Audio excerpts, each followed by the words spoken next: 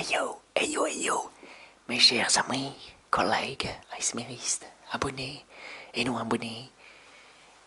Quel plaisir de vous retrouver pour cette nouvelle vidéo ASMR. Alors, spécial achat, derniers achats, mai-juin. Eh oui. Et oui, j'ai fait des achats entre entre le déconfinement et ce mois-ci. Donc à partir du 11, hein, bien sûr, on pouvait refaire de nouveau des achats. Alors j'ai pas acheté grand chose, j'ai voulu rester raisonnable en ces temps-ci. Donc j'ai dû m'acheter voilà 2 films et 2 jeux vidéo, dont un que j'ai acheté neuf. Et je vais vous montrer ça de suite, hein, tout simplement. Et voilà quoi. Tout ça. Et donc, premier jeu que j'ai acheté le mois dernier, donc le mois de mai. Il me semble que je l'ai acheté genre 1 ou 2 semaines après le 11 mai, donc après le déconfinement. Donc ouais, donc c'est pas. Donc ça reste très récent. Il s'agit du premier jeu PS4.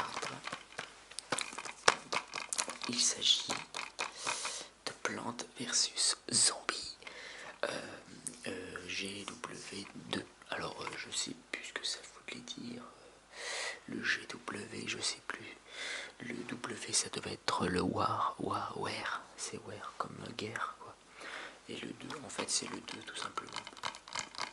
Plants versus Zombies. Alors les créateurs de ce jeu ont dû fumer de la moquette parce que franchement trouver l'idée de se battre soit contre des zombies, soit contre des plantes vivantes. Franchement, il fallait être sacrément drogué pour inventer un jeu comme ça. Lol. Non mais voilà, donc Plante versus Zombie que j'ai eu neuf à 30€, qui fait partie des PlayStation Hits, hein, bien sûr. Et comme moi j'aime bien les jeux un peu décalés, un peu loufoques, un peu délirants, avec des drôles de créatures, voilà, que j'aime bien l'univers, tout ça. Moi je me suis dit pourquoi pas. En plus, le mode solo, bon, après il n'y a pas vraiment un mode solo, c'est plutôt où vous faites des petites missions, vous êtes libre, vous promenez dans une map entre les plantes et les zombies. Vous tuez du zombie ou tuez de la plante, des fleurs, machin. Bref, plantes carnivores, etc. Et vous vous baladez dans la map, dans une petite map vachement sympathique. Et vous faites, quand vous jouez en solo, vous avez des petites missions à faire, des défis, tout ça, etc. Mais c'est surtout ce qui est. Il y a beaucoup de modes de jeu. Où on joue soit en local ou soit en ligne. Vous pouvez inviter vos amis à jouer dans la même map, hein, si votre ami a le même jeu évidemment.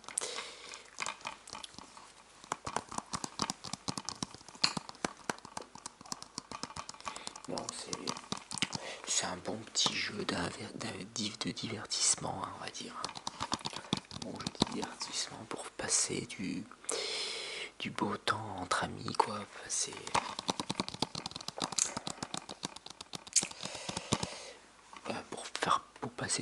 Faire de très bons, on peut passer voilà, de très bons moments, en délire, quoi. On peut délirer, quoi, entre amis avec ce jeu. Et sinon, il y a le mode en ligne, hein, comme dans tous les jeux. Hein, c'est un jeu, en fait, c'est un jeu qui est dédié au multijoueur, tout simplement. Plus au multijoueur ou en ligne que mode solo. Parce que au mode solo on se fait un petit peu chier, mais bon vous avez vous avez pas mal de modes de jeu et ça c'est plutôt bien pour vous amuser. Donc voilà, Plants vs Zombies GW2, voilà. Et je suis pas déçu, je l'ai eu pour une trentaine d'euros, donc ça va, ça reste raisonnable pour un jeu de cette envergure. Donc voilà, donc ça c'est le premier jeu que je me suis acheté depuis le déconfinement, après le 11 mai, voilà. Et donc, on va passer au second jeu. Il s'agit de, alors, un très grand jeu, un très grand jeu en perspective, par de nombreux, par la critique, par les grands, par les joueurs. Il s'agit de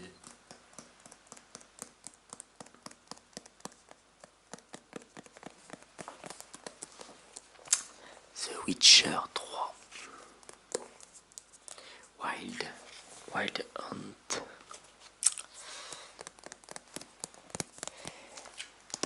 Que j'ai eu à Issy-Cache d'Occaz. Issy-Cache d'Occaz. Que j'ai eu d'Occaz.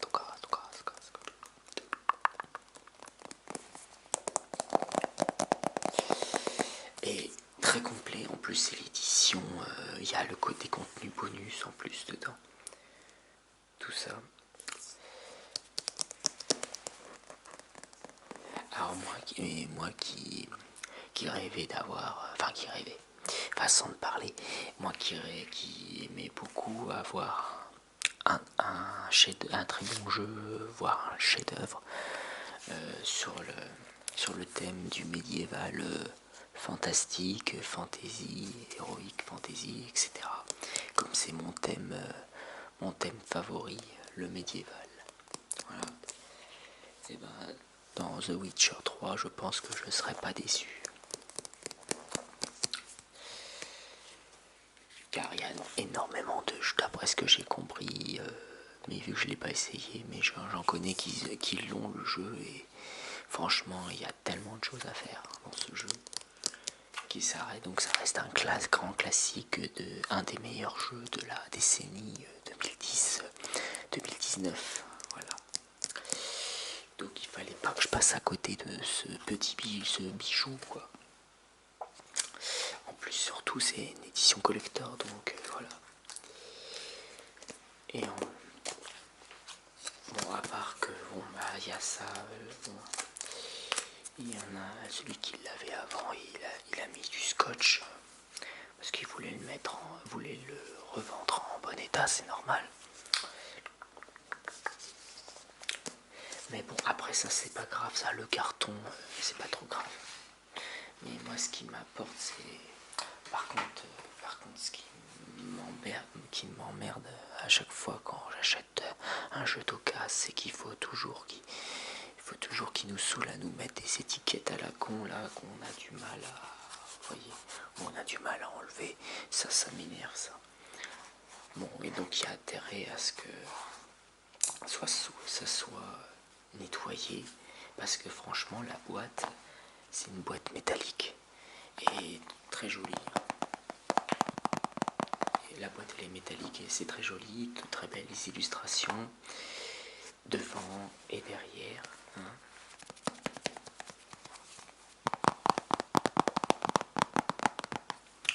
Donc là je vais jouer le rôle de l'ensorceleur le plus connu du monde, tout simplement.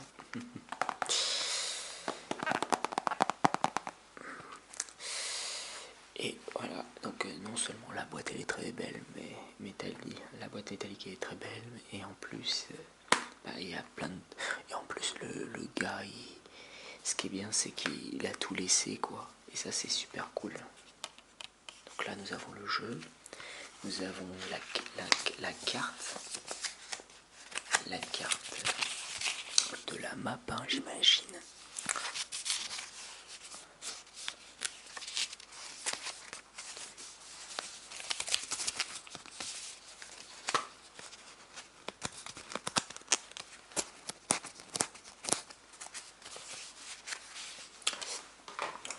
nous avons des autocollants qui n'avaient jamais été utilisés, des autocollants, voilà, du symbole The Witch, du fameux symbole The Witcher, voilà, l'emblème, quoi, l'emblème officiel.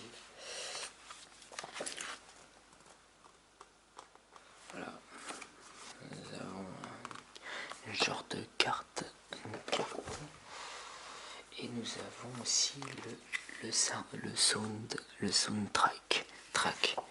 Donc nous avons l'OST du jeu en CD. Bon, ça c'est le manuel du jeu, bien sûr, un petit manuel. Et nous avons le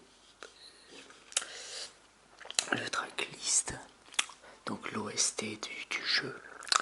Donc franchement, que demander de mieux, quoi. J'en demandais pas tant.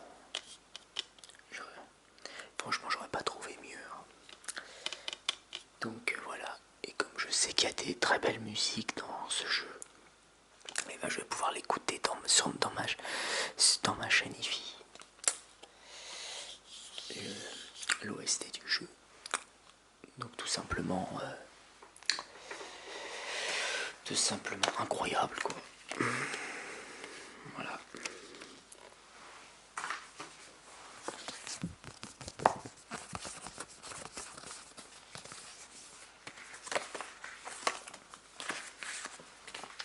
Donc je remets correctement parce que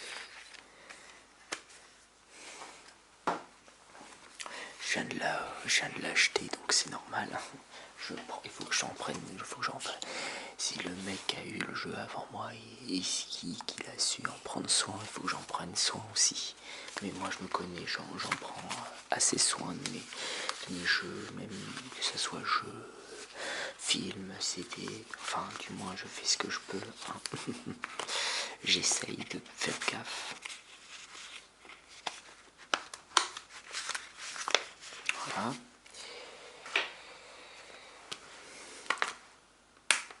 Oula, attendez, j'espère que je... Bon, là c'est bon.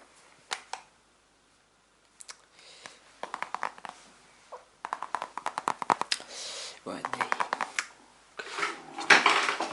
oups, excusez-moi, j'allais faire tomber quelque chose.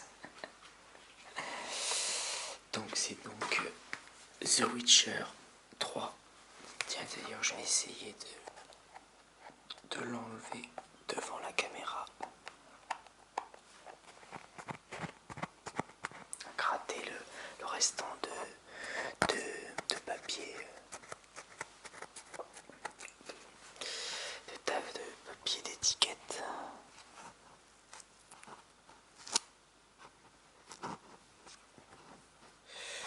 Ça c'est dommage quand même qu'ils mettent des étiquettes comme ça n'importe comment. Et en plus c'est con à enlever, c'est galère à tirer, à nettoyer. Ah bah voilà, ça y est.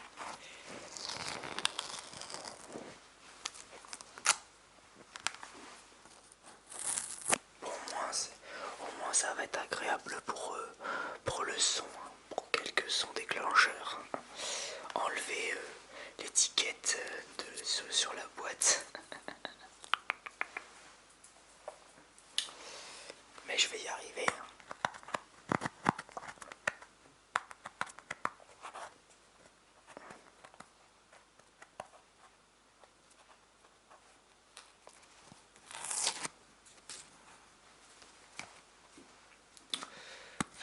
Faire gaffe que je fasse pas de conneries non plus.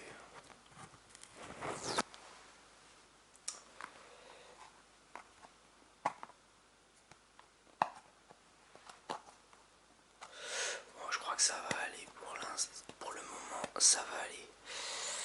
Je vais au moins j'ai retiré le plus gros, hein.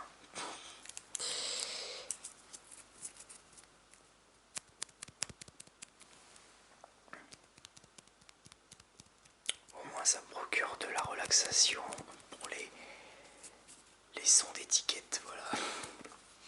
Voilà. Donc Donc ça c'était pour les jeux. Ça c'était pour les jeux. Ah, j'avais oublié aussi de vous faire un petit son de carton.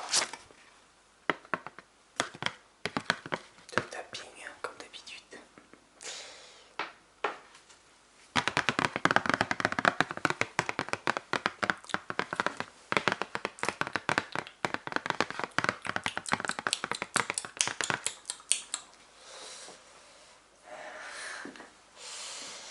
Et j'en suis.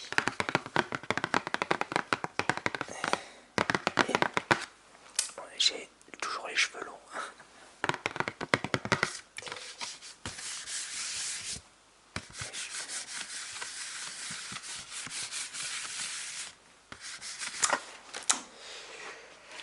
Tout ça, tout ça, tout ça.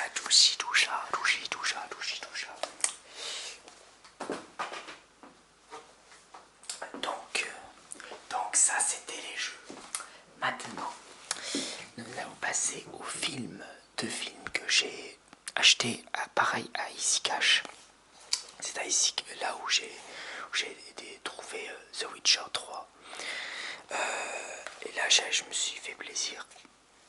J'ai acheté deux grands films, deux classiques de chez Tim Burton. Et deux classiques de chez Tim Burton. Et là, avant les classiques, la trilogie de Nolan, il s'agit donc de, vous pouvez le deviner, il s'agit donc de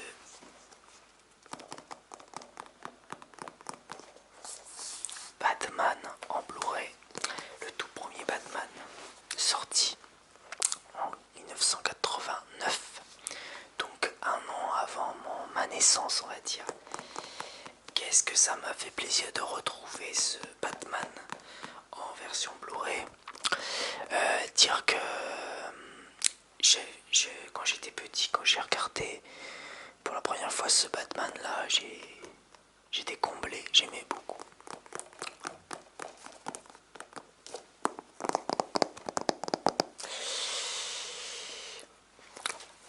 Le tout premier Batman. Et donc ça c'est le tout premier Batman et mon préféré, enfin un de mes Batman préférés aussi. Il s'agit de Batman le défi en boîte métallique. Ça c'est un Blu-ray un peu plus classique, hein, si on retire sa pochette en carton.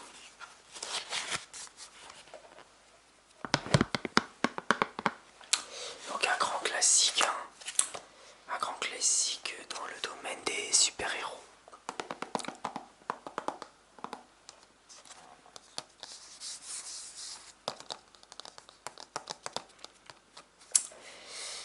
Donc Batman le premier, le premier est Batman le défi, qui est le deuxième Batman, réalisé par Tim Burton. C'est sorti en 1900, si je m'en rappelle bien. C'est sorti 2 ans après le premier Batman, donc en 1991 ou... Ah non, c'est marqué 92. Marqué, c'est en 92 que c'est sorti le deuxième Batman. En réalité, il s'agit de... Ça s'appelle Batman Returns en anglais. Mais en français, ils disent Batman le défi. Bon, pourquoi Batman le défi, j'en sais rien.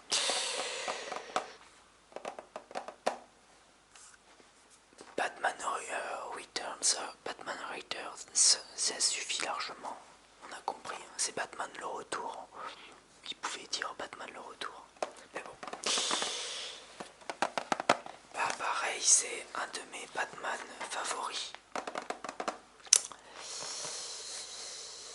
Alors à choisir entre les premiers Batman qui est sorti et les Batman de Christopher Nolan, c'est très difficile, hein, parce que les deux Batman d'un univers différent, ils m'ont tous plu, sans exception.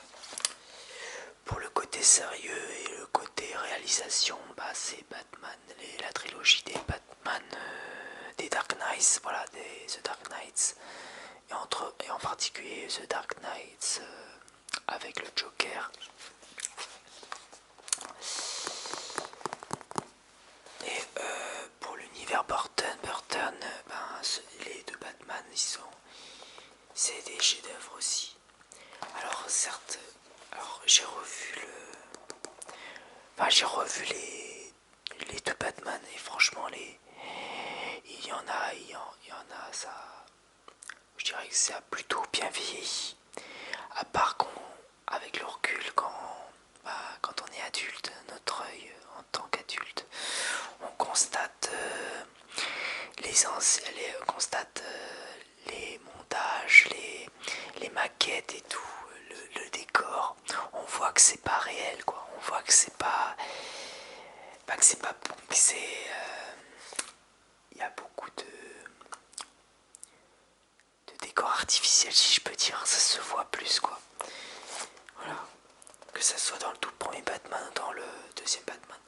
À part évidemment quand ils ont sorti le deuxième Batman, où là vraiment Tim Burton a eu carte blanche, donc il a vraiment posé son univers à lui, son Batman à lui, donc le Batman un peu plus gothique, un peu plus sombre. Alors que le premier Batman, c'était sombre aussi, mais moins que le deuxième Batman, qui a une ambiance plus hivernale, vu que le deuxième Batman se passe à Noël, au moment de Noël. Donc forcément, c'est c'est une période glaciale, il y a de la neige, donc c'est un peu plus, c'est vraiment plus, donc c'est vraiment plus sombre dans son ambiance que le premier Batman, qui est un peu plus, qui reste sombre quand même, qui reste dans la veine dans l'univers de Tim Burton, mais un peu plus, comment dire, un peu plus,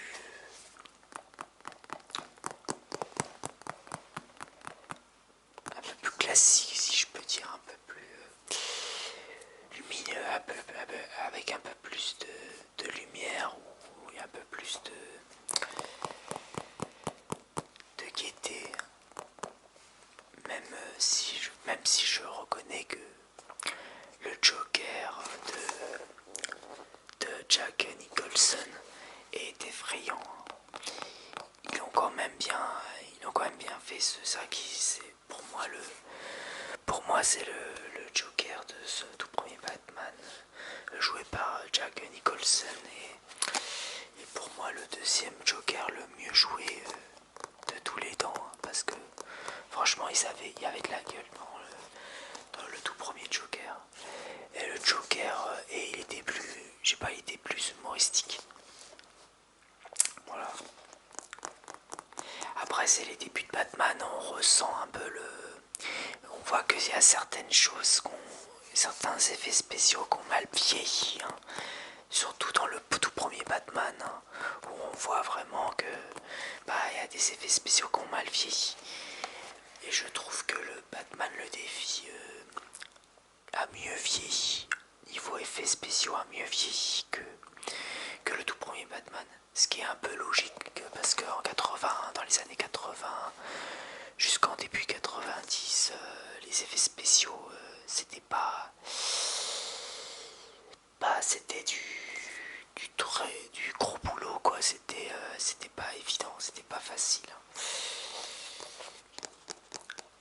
Au niveau des montages, au niveau des maquettes, du maquillage, etc. C'était quand vu qu'il n'y avait pas le numérique, hein, quand il n'y avait pas quand il y avait moins de 3D, il n'y avait pas vraiment de 3D. À cette époque, c'était de la 3D dégueulasse. Enfin bref, voilà. Parce que pour faire vraiment à cette époque-là, faire de la bonne 3D, les premiers images en 3D, je pense que ça coûtait énormément cher, et je crois qu'ils privilégiaient dans le cinéma tout ce qui était maquillage, maquette, montage, etc. Donc voilà, mais il faut dire que, donc pour vous dire en gros que je suis hyper content de les avoir retrouvés en version Blu-ray. Et surtout, ces deux Batman là, je les ai pas revus depuis une bonne vingtaine d'années, hein, pour être sans déconner, hein, ça fait au moins une bonne vingtaine d'années que je les ai pas revus ces Batman là. Parce que quand je les ai vus les premières fois, ces deux Batman là, bah, j'étais petit, j'étais enfant quoi. Et j'aimais beaucoup, surtout le Batman le défi, moi j'aimais beaucoup regarder le Batman le défi, le deuxième. Mais par contre le premier, bon bah je m'en rappelais, je savais que je l'avais déjà vu le premier Batman, mais il m'a moins marqué que le deuxième, parce que le deuxième Batman je l'ai plus vu, étant petit je l'ai plus vu que le tout premier. Parce que déjà le tout premier Batman que j'ai vu, c'était pas chez moi, c'était chez quelqu'un, chez quelqu'un de ma famille sûrement, voilà, qui avait le tout premier Batman en VHS. Et puis moi j'avais le deuxième Batman en VHS, mais pas le vrai VHS, le VHS enregistrable en fait. En fait, mes parents l'avaient enregistré dans un VHS enregistré, et il y avait Batman le défi, donc voilà. Donc en gros j'avais le VHS, vous savez, donc c'est pour ceux et celles qui se rappellent des vieux VHS, il y avait des VHS, les vrais VHS, où il y avait les vrais films, les vrais dessins animés dedans, et il y avait les VHS où on pouvait enregistrer directement dans le magnétoscope. Quand il y avait des films à la télé qui passaient à la télé, des bons films à la télé qui passaient, ben hop, on mettait le VHS enregistrable et on l'enregistrait directement de la télé au VHS directement. Bref, de très bons souvenirs, et ça m'a fait plaisir de les revoir, ces deux Batman là. On va dire mes deux Batman préférés, avec celui de Christopher Nolan, qui est aussi des classiques, hein, dans le thème de super-héros. Et donc voilà, bon bah c'était tout, hein, voilà donc les deux Blu-ray, donc les deux premiers Batman signés Tim Burton. Et j'aime beaucoup, voilà, et j'aime beaucoup ce mélange Batman et ambiance Tim Burton, univers Tim Burton, quoi. Je crois qu'il a fait du très bon boulot, hein. C'est du très très grand art, on va dire. Et donc voilà, mes chers amis, c'est donc la fin de cette vidéo. J'espère que cela vous aura plu. Je sais, j'ai parlé longtemps en parlant des deux Batman, des deux premiers Batman de Tim Burton. Mais ça me faisait tellement plaisir de les avoir retrouvés en Blu-ray, en version Blu-ray, et de les avoir regardés tous les deux. Ça m'a fait pas nostalgie quoi, ça m'a fait voilà, plaisir. Je sais pas comment, j'ai pas de mots, encore une fois je perds mes mots quoi, pour dire que ça m'évoque beaucoup de souvenirs ces deux Batman là. Et avec le recul, voilà, c'est juste pour dire que avec le recul, bah, on constate, on voit, on analyse, on voit ce qui a bien vieilli, ce qui a mal vieilli, quoi, dans les films des années 80-90, quoi. Donc ça fait toujours plaisir à avoir une analyse plus adulte, voilà, de ces deux premiers films Batman, voilà, sortis fin 80, début 90. Allez, sur ce, je vous laisse. Je vous dis à la prochaine. Je vous dis à la prochaine. Et bonne journée ou bonne soirée à tous et à toutes. Et comme toujours, n'hésitez pas à mettre un petit pouce bleu, bleu, bleu, bleu, bleu. Toujours plaisir et toujours autant plaisir. Un bon gros commentaire. Et excusez-moi, si je perds mes mots, c'est que je suis un peu fatigué. J'ai repris le boulot, donc c'est pas évident de. Quand on sort du boulot, bah, on est un peu fatigué, on sait pas trop quoi dire, quoi. Donc pardonnez-moi pour mon manque de mots hein, dans ce que je dis. Mais sur ce, voilà, mettez un petit like, un commentaire, abonnez-vous à ma chaîne si ce n'est pas encore fait. Et je vous dis à la prochaine pour de prochaines vidéos. Allez, ciao ciao et la paix sur vous. Merci.